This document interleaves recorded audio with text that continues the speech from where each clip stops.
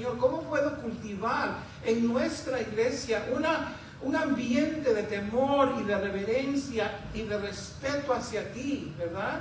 ¿Qué puedo predicar? ¿Qué puede promover la reverencia en nuestra iglesia? Porque vivimos en una cultura básicamente atea, que no respeta a Dios, que no tiene reverencia. Las personas en esta cultura, en este mundo que no conocen a Cristo, están completamente enfocadas en vivir sus vidas y agradar sus deseos personales, y no tienen a Dios en cuenta, y especialmente su santidad y su perfección. Y no quisiera que en nuestra iglesia tengamos una actitud informal hacia Dios, informal en la manera que nos vestimos. No tenemos que andar en terno, en traje, no tenemos que andar, tú sabes, todos tiesos. Podemos disfrutar del compañerismo juntos y comer y reírnos. Informalidad en ese sentido está bien, pero no una informalidad cuando tiene que ver con nuestra adoración a Dios, porque nuestro Dios es un Dios santo. Entonces el pasaje que vamos a estudiar hoy en Isaías capítulo 6 nos va a ayudar a desarrollar este ambiente y este corazón de reverencia hacia este Dios santo. Y es un pasaje simple.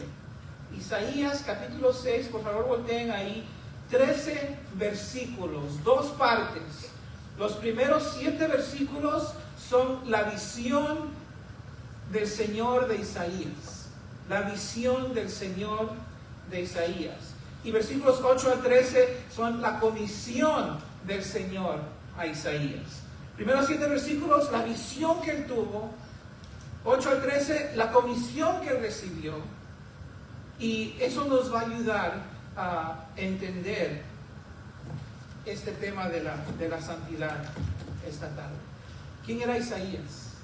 Isaías era un profeta, quizás el mayor profeta de los mayores profetas, que Dios envió al reino de Judá alrededor de 739 antes de Cristo, y él tuvo un objetivo, y es predicar el arrepentimiento al reinado del sur de Judá. El reinado del norte de Israel ya había sido juzgado, ya había sido exiliado.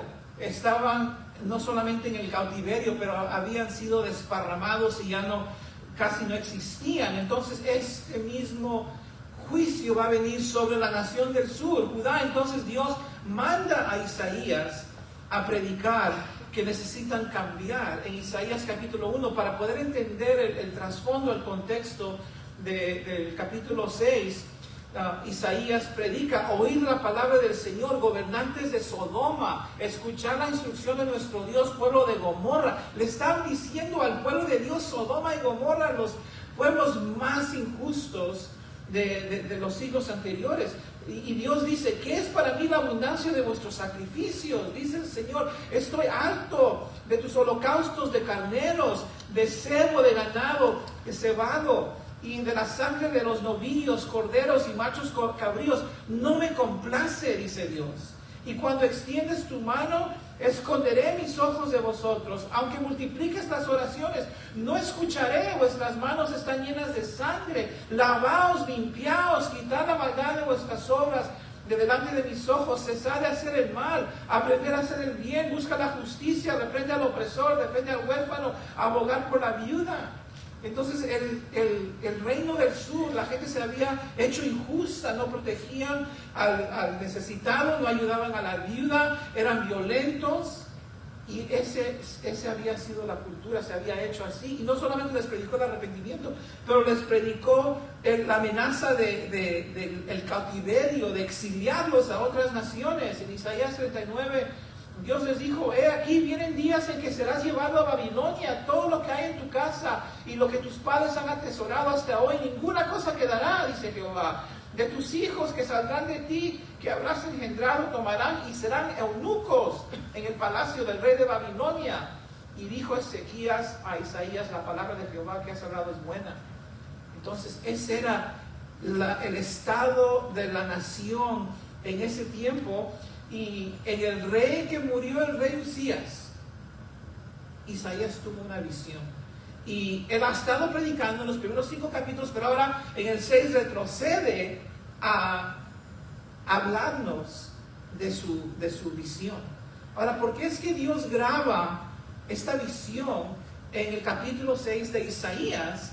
Porque este fue su llamado de Isaías. No tuvo que ser grabado, pero fue grabado para que cuando ellos estén, Israel, Judá, estén en el cautiverio, tengan el libro de Isaías y puedan ver, esta fue la razón que fueron cautivados, porque yo mandé a Isaías a predicar el arrepentimiento y ustedes no se arrepintieron, y van a estar completamente convencidos por qué, y van a no solamente tener ese récord, pero nosotros en este capítulo 6 vamos a tener una visión de su santidad. El título del mensaje esta tarde es una visión de su santidad, y eso es lo que nos va a ayudar a ser personas más reverentes hacia Dios. Fíjense, el versículo 1 al 7, lo que vamos a ver en el versículo 1 al 7, pues todo el capítulo ocurre en el trono, enfrente al trono de Jehová, de Dios. Y hemos estudiado de este lugar en el libro de Hebreos. Y fíjense lo que ocurre en el versículo 1 del capítulo 6. En el año que murió el rey Usías, dice Isaías, yo vi al Señor sentado sobre un trono alto y sublime, y sus faldas llenaban el templo. Entonces, en el año que muere el rey Usías, un rey que ha sido por lo regular un rey bueno, que ha ayudado a la nación a superar muchas cosas, a resistir muchos ataques, el año que él muere, y él murió de lepra, porque había hecho tantas cosas buenas en sus 52 años que su corazón se enalteció y entró al templo para ofrecer incienso, y los sacerdotes lo resistieron y le dijeron, no puedes tú hacer eso, no eres sacerdote, y se enojó y Dios le dio lepra en su frente y huyó del templo y vivió como un leproso por el resto de sus días. Su hijo fue hecho el rey. Entonces ese mismo año que él muere, este buen rey, ese es el mismo año que Isaías dice algo tan tremendo: vi yo al Señor. Imagínate que alguien vea al Señor. Y es como decir, el día que murió nuestro rey terrenal, ese es el día que yo vi a nuestro rey celestial. Como animando a la gente que no deben perder el ánimo, porque Dios sigue en su trono. Entonces ese año él vio a Jehová, ¿cómo? Lo vio sobre un trono alto y sublime, no al nivel de cualquier criatura, no al nivel de cualquier ángel, pero sublime y exaltado sobre toda su creación. Y dice que sus faldas llenaban el templo, de su manto, las faldas, las colas de su manto estaban llenando el templo, y eso habla de su gloria, eso habla de su majestad, eso habla de su sublime presencia en frente de toda su creación, ¿verdad? Entonces uno se hace la pregunta, ¿cómo es que Isaías vio a Jehová si Jesús dice en Juan 1:18 que nadie jamás ha visto a Dios? ¿No dice eso Jesús en Juan? Nadie ha visto a Dios, el Hijo de Dios lo ha revelado. Pues lo que estamos viendo aquí en Isaías 6 es una visión de ¿quién? De Jesús. ¿Cómo sabes?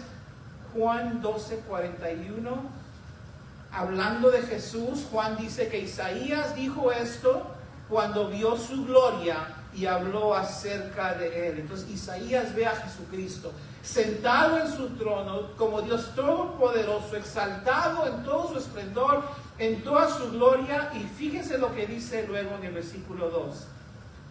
Por encima de él, no solamente está exaltado y sublime, pero por encima de él había serafines. ¿Qué son serafines? Serafines son un tipo de ángel creado por Dios con el objetivo exclusivo de proteger la santidad de Dios. A eso se dedican. Dice que estaban por encima de él. El trono está alto y sublime, imagínate, y por encima de ese trono, ellos están con alas flotando, protegiendo la santidad y la pureza de Dios. Cada uno tenía 6 alas, con 2 cubrían sus rostros. Eso hablaba de tapar la gloria de Dios que los podría cegar.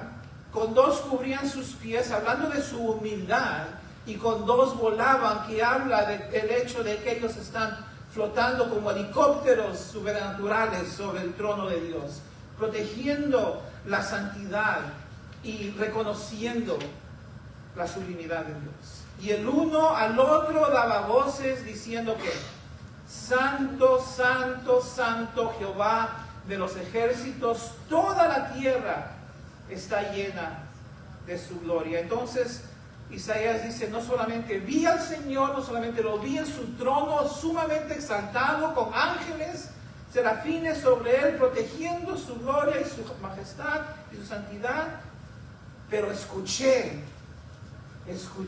a estos mismos dando voces diciendo, Santo, Santo, Santo es Jehová, Jehová de los ejércitos.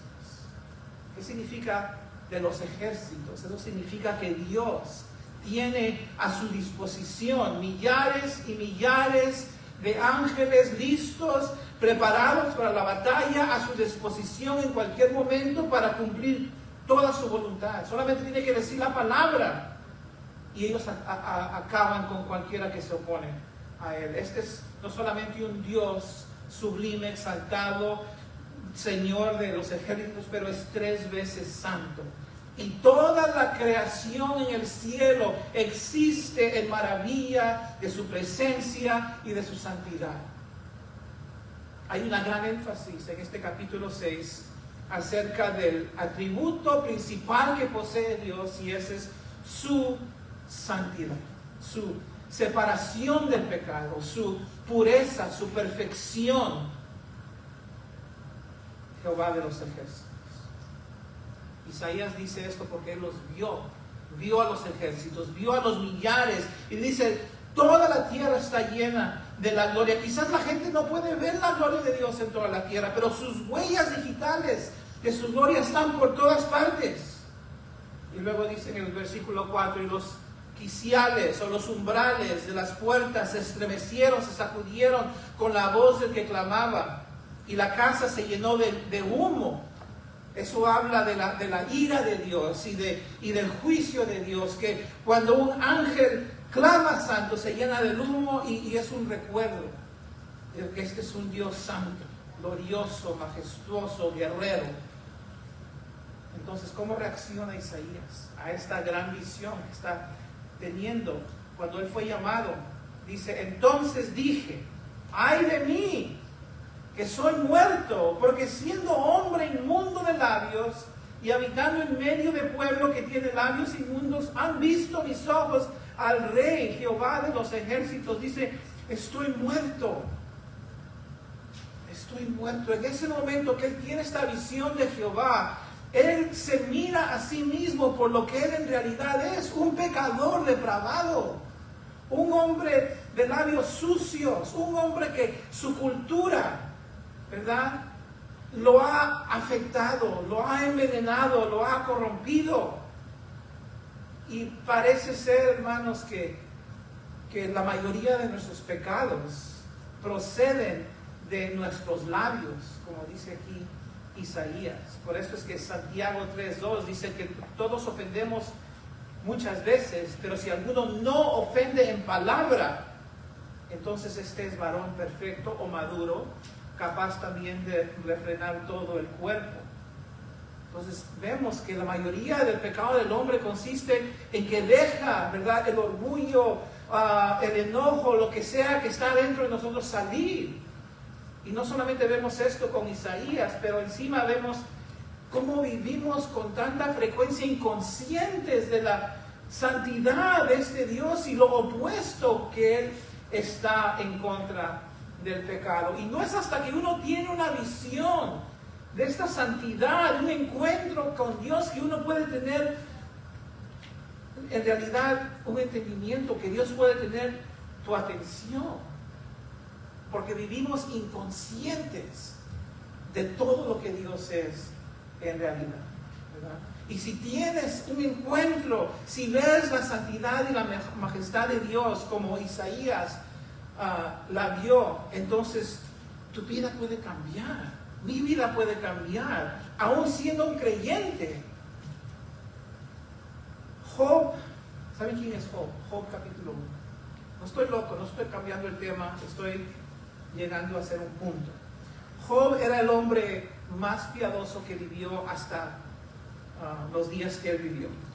Dice Job 1 que hubo en tierra de Uz un varón llamado Job, y era este hombre perfecto y recto, temeroso de Dios y apartado del mal. Y la razón que les voy a mencionar Job es porque Job también tuvo una visión de Dios que cambió su vida. Y quiero ponerlo como un ejemplo paralelo para que veamos lo importante que es este tema. Entonces Job era el hombre más justo, y porque Dios lo amaba a Job, todavía lo ama a Job, y quería hacer una obra en su vida, él lo permitió sufrir más que cualquier otro hombre había sufrido hasta ese momento, y perdió todo. Y Job no pecó, no se quejó, pero por 40 capítulos él cuestiona por qué le ocurrieron las cosas que le ocurrieron. Pero luego él tiene una visión de Dios. Y en Job 40, Dios le hace una pregunta a Job que ha estado cuestionando. ¿Anularás realmente mi juicio? ¿Me condenarás para justificarte tú? ¿Acaso tienes tú un brazo como el de Dios y truenas con una voz como la suya? Adórnate ahora de majestad y dignidad, y vístete de gloria y de esplendor. Derrama los torrentes de tu ira, mira a todo soberbio y abátelo. Mira a todo soberbio y humíllalo, y pisotea a los impíos donde están. Escóndelos junto al polvo, átalos en el lugar oculto. Entonces yo también te confesaré que tu mano derecha te puede salvar. Entonces Dios le resondra, le reprende porque él ha cuestionado a Dios. Entonces, en esa visión que Job tiene con Dios, tuvo la misma reacción que Isaías. Y Job dice, en Job 42,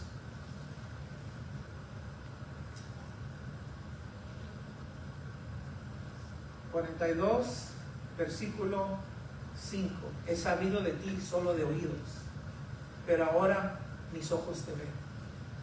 Por eso me retracto y me arrepiento en polvo y ceniza.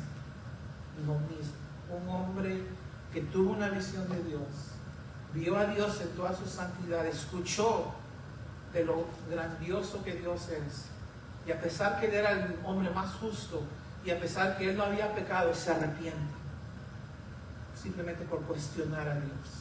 Eso es lo que ocurre cuando una persona tiene una visión de la santidad de Dios.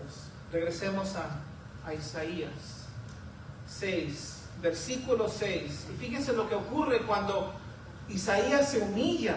Dice: y voló hacia mí uno de los serafines, teniendo en su mano un carbón encendido, tomado del altar con unas tenazas, y tocando con él sobre mi boca, dijo: he aquí que esto tocó tus labios, y es quitada tu culpa y limpio tu pecado.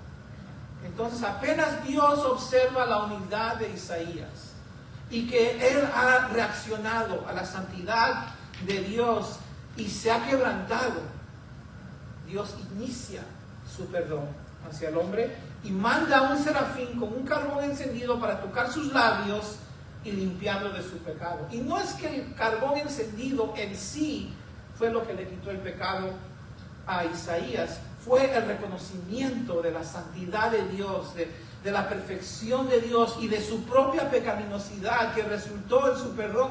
Y el carbón simplemente fue un símbolo para mostrarle a Isaías: yo te perdono y yo te purifico. Entonces eso es lo que mueve el corazón de Dios hacia un ser humano, es su quebrantamiento y su reconocimiento de la santidad de Dios. Entonces esos primeros 7 versículos son la visión de Isaías del Señor o de Jehová. Cambiaron su vida, completamente cambiaron su vida. Y quizás tú dices: pues yo no he tenido una visión del Señor así. Quizás si yo tuviera una visión del Señor así, sería una persona yo diferente. Pero quiero que sepas algo. En este mismo momento tú estás teniendo una visión de Dios, de su santidad, de su gloria y de su majestad. Lo puedes ver con tu mente, lo puedes sentir en tu corazón, lo que Dios está hablando. Y la razón que yo sé que es así es porque 2 de Corintios 3:18 dice que nosotros, hablando de la palabra de Dios, nosotros todos miramos con cara descubierta, como en un espejo, la gloria del Señor, y somos transformados de gloria en gloria en la misma imagen como por el Espíritu del Señor. Cuando tú lees la Biblia, tú ves la gloria de Dios, y el Espíritu de Dios transforma tu vida a la semejanza de Cristo, especialmente si tú eres cristiano. Entonces la pregunta es, ¿cómo vas a reaccionar? ¿Va a cambiar esta visión de Dios tu vida? ¿Te va a quebrantar? ¿Te va a hacer una persona más reverente y más consciente de tu pecado? Eso es lo que le pasó a Isaías. Eso es lo que le pasó a Job. Esa fue la visión. Miremos la segunda parte, la comisión de Isaías. ¿Qué es una comisión? Es cuando alguien te encarga una misión. Esa es una comisión. Entonces, ya tuvo su visión, ahora va a recibir su comisión, un encargo de parte de Jehová. Después, versículo 8, oí la voz del Señor. Después que ya su pecado fue purificado, se humilló. Oí la voz del Señor que decía, ¿a quién enviaré? ¿Y quién irá por nosotros? Entonces respondí, yo, heme aquí, envíame a mí. Fíjense que Isaías no espera a saber cuál es la misión. Cuando tú tienes una visión de Jehová en tu vida personal, inmediatamente quedas completamente rendido para hacer su voluntad. Y la razón que tantas personas batallan con completamente entregar sus vidas a Dios, aún cristianos, completamente hacer la voluntad de Dios, es porque muchas veces no vemos a Dios por lo que es, en su gloria y en su santidad. No estamos conscientes de quién Él es en realidad. Ese es un problema. Es un problema que Dios quiera podamos mejorar el día de hoy. Ahora, ¿qué es lo que quiere Dios que haga Isaías? ¿Cuál va a ser la comisión? En el versículo 9 le dice, anda, disculpa, versículo 9, anda y di. Anda y predícale a este pueblo. ¿Ok? ¿Por qué es que ahora Job puede ir y predicar? Porque Dios lo ha purificado, ¿verdad? Ahora que está arrepentido, Dios lo puede enviar a predicar y va a representar a Dios correctamente. Es lo que Dios quiere, que lo representemos correctamente. Desde el jardín de Edén, Dios ha hecho su creación en su imagen para que lo representen correctamente. Y eso es lo que Él puede hacer ahora, Isaías, porque ya es útil. Es útil porque ha sido purificado. Entonces, versículo 9, y dijo, Jehová le dice, anda y di a este pueblo. Escuchen el mensaje. Oíd bien y no entendáis. Ved, por cierto, mas no comprendáis. En otras palabras, ve y predica, escuchen, pero no entiendan. Vean, pero no comprendan. ¿Qué clase de mensaje es ese? Escuchen, pero no comprendan. Vean, pero no entiendan. Y luego le dice, engruesa el corazón de este pueblo. Haz el corazón de este pueblo duro. Dice, agrava sus oídos. Haz los oídos de este pueblo cerrado.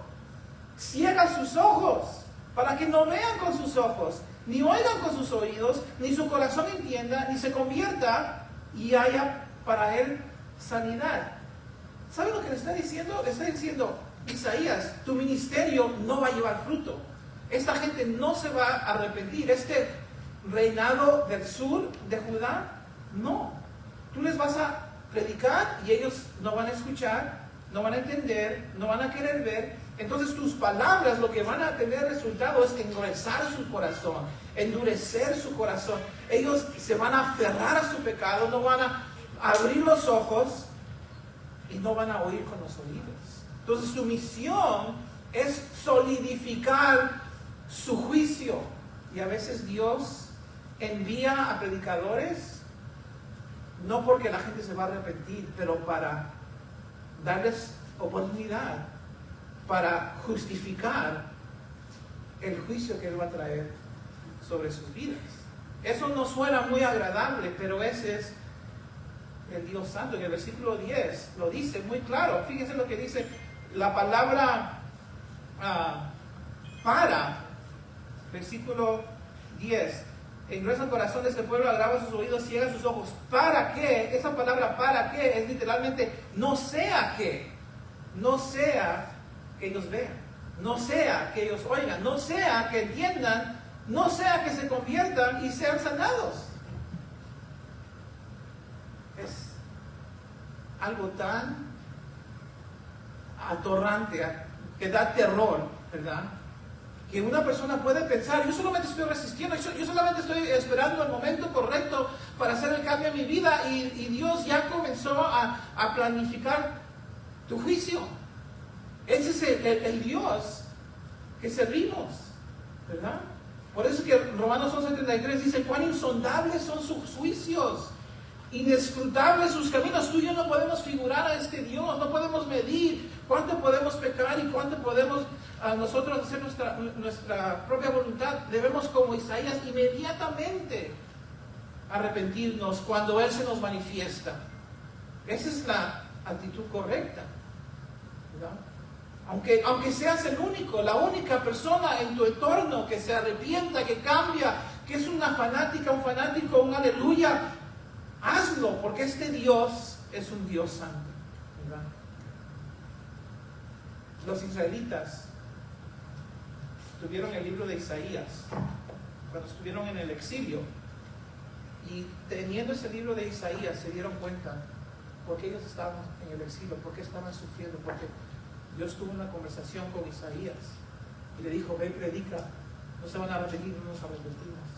Nosotros estamos justamente donde estamos, ¿verdad? No tienen excusa.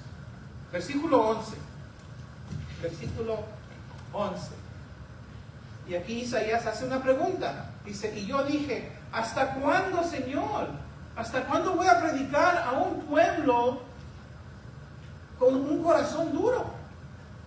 Y respondió él, hasta que las ciudades estén asoladas y sin morador, y no haya hombre en las casas, y la tierra esté hecha un desierto, hasta que Jehová haya echado lejos a los hombres y multiplicado los lugares abandonados en medio de la tierra. Tú vas a predicar hasta que exista una destrucción total, un exilio total. No quede morador en ninguna casa. Y dice, y si quedare aún en ella la 10ª parte, esta volverá a ser destruida. Pero como el roble y la encina, que al ser cortados aún queda el tronco, así será el tronco, la simiente santa. Entonces va a permanecer, y la gramática está un poco confusa ahí, pero el punto es que va a permanecer un remanente de judíos que van a ser como el tronco que queda después que se corta un árbol. ¿Okay?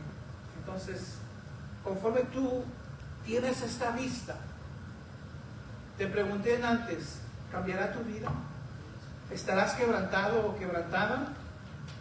¿O seremos o serás como el judío que se aferró y se encerró y se endureció? Dios te ama, Dios quiere salvarte, Dios quiere purificar tu vida y tener una relación de amor contigo, de bendición, ¿verdad? Pero si tú no lo ves como santo y tú sigues llevando tu vida a tu manera, entonces no hay otra opción. La idea principal de este pasaje es esta. Dejé esto ya casi hasta el final. Seas creyente o no creyente, porque esto lo está hablando a un creyente. Seas creyente o no creyente, necesitas ver a Dios en realidad como Él es, sublime y santo y responder a esa santidad para ser útil y prosperar espiritualmente. Seas creyente o no creyente, necesitas ver a Dios por quien Él es, como santo y sublime, y responder a su santidad para ser útil y prosperar espiritualmente. Si tú estás aquí y tú nunca has recibido el perdón de Dios por todos tus pecados, porque nunca has reconocido a este Dios tan santo y perfecto, tú no necesitas un carbón encendido que toque tu boca. Tienes un Salvador que murió en una cruz, pagó tu deuda, resucitó el tercer día para demostrarte que Él es Dios, y su sangre te puede purificar si tú simplemente te humillas como un Isaías. Señor, estoy muerto, soy un pecador, ten misericordia de mí. Inmediatamente Dios manda el perdón, te purifica y te usa para su gloria. Y tu vida tiene propósito. Y lo sirves de ese día en adelante con reverencia y con temor.